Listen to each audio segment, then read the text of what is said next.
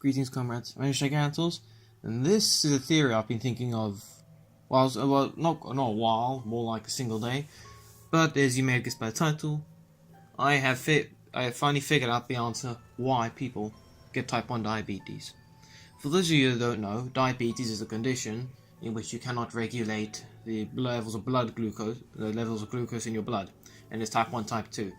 Type 1 involves inside your pancreas, which the pancreas has two roles in your body, and it's just underneath your liver.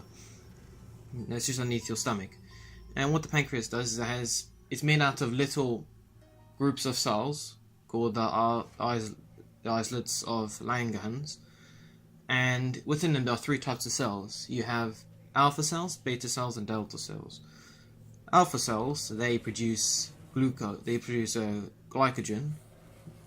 glucagon, which when released into the blood causes your muscle cells and your liver cells to release glycogen and break that down into glucose and raise your blood glucose level.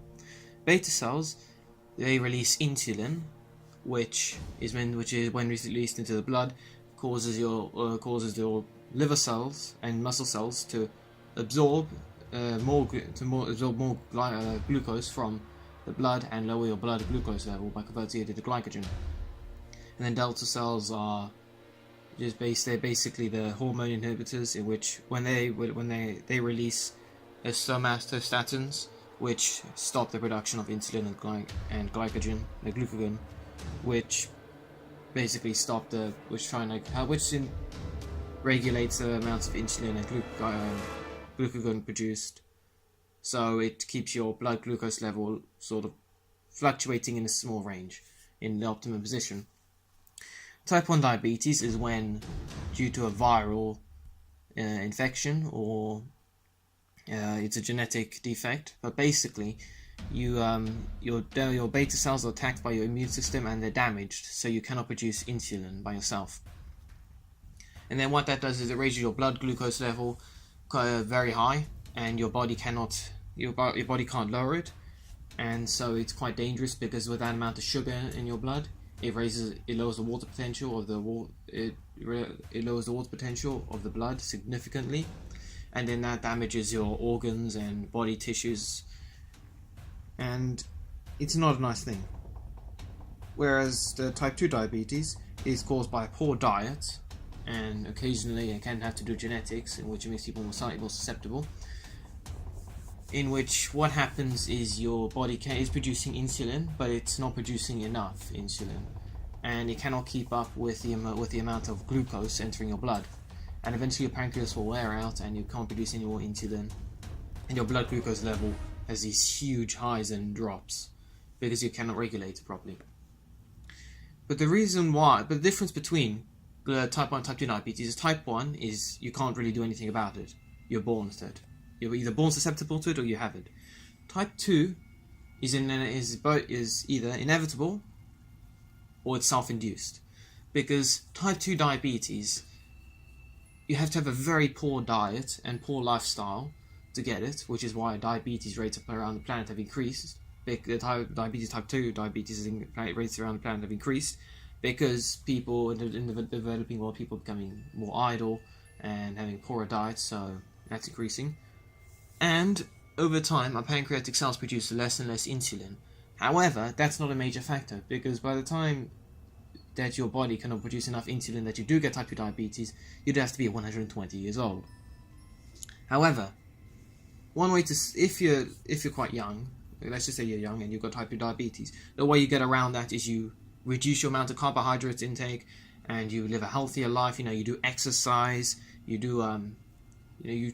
try and burn off fat, you basically live a healthy lifestyle, and after a while you won't be diabetic anymore. Type 1, however, well, here's why I think it is. You see, back in the millions of years ago, when we were still like little rodents crawling around the feet of the dinosaurs, our ancestor contracted a virological disease. And you see, because that's the one common ancestor of every single mammal on this planet, anything that happened to that ancestor's genes would have been handed down to us.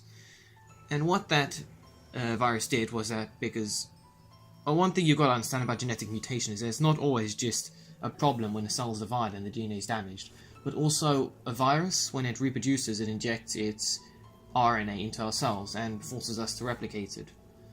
But occasionally the cells don't replicate it, and instead they take in that RNA, and then that sticks, and then they take, and it accidentally gets transferred into the DNA itself, adding in an extra amino acid, few amino acids, creating a new gene, which is a genetic mutation itself. And what the virological infection did for us back then was that it made us slightly more susceptible to blood glucose levels, because mammals are the only creatures on the planet that can get diabetes. And the reason why is that the genes code the glycoproteins and all the other molecules on the surface of the cell, and if there's an error in the coding, it may cause a different shape for the receptor. Now, when the white blood cells come along and the antigens attach to the receptors, they either say, okay, then we recognize this, and they float off and not do anything, or they recognize it as foreign and attach, and then that causes the immune system to come and get rid of it because it's foreign and it could be a danger. And what this virological infection did was it slightly changed the receptors on the beta cells. And what that ended up doing was it made it that people who do have type 1 diabetes, their receptors are they're different to ours, and they're foreign, and they appear foreign to the immune system. So what that ends up doing is that the antigens attach, and the immune system comes along and destroys it. And that's why people have type 1 diabetes. And you can get, and people who do suffer a major virological infection, they can get it too, and for that specific reason. Because the viruses have damaged our ancestors' DNA to the point that if something did happen to us, to any other cells in our body, our pancreatic cells, it would happen to it first, because it's more susceptible than any other cell in the body to being destroyed by the immune system, or because of a few genes are misplaced.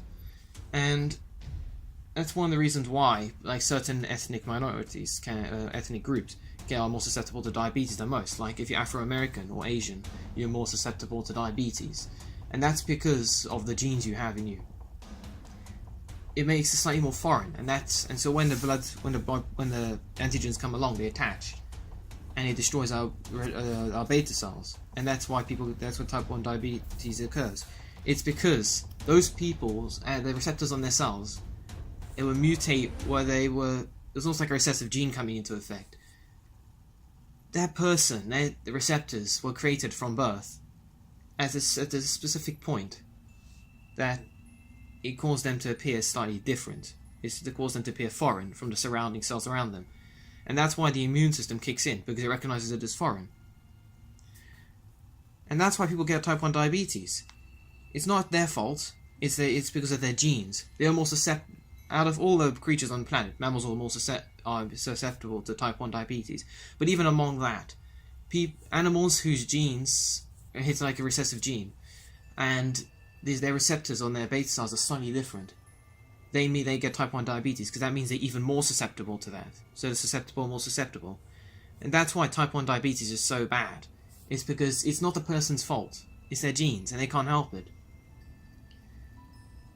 And it's all because of all those millions of years ago, of that one viral infection that we have, that our ancestor had, that we have type 1 diabetes.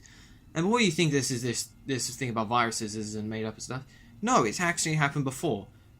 People have actually found that a lot of people have found that a percentage of their DNA actually originated from viral RNA. The scientists have done research in it, and usually the mutations that occurs are neutral, or they actually helped us slightly get through it, because viral mutation like that in our cells, it's a natural form of evolution.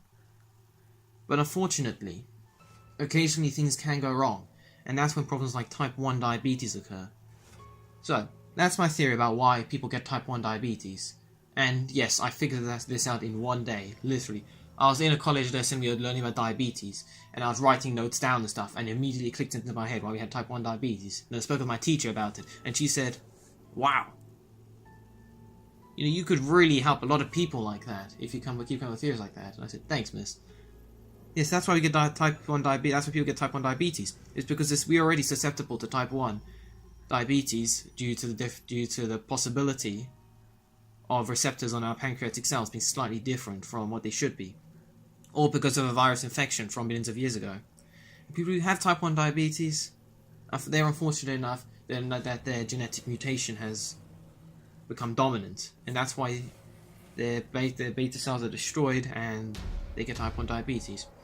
If you like this video, please do give a like, please do share my videos, please do comment what you think of them, any other games you want to play, and any other theories you want me to do anything about, because trust me, if I can figure this out in one day, I can do anything. Except to explain why politics is so confusing. That I can never solve, I can never figure out. So please subscribe to my channel so you can see more of this content. Please ring the bell so you can get my video releases. Next episode, I'll find something else interesting for you guys to watch. See you next video, comrades. Until then.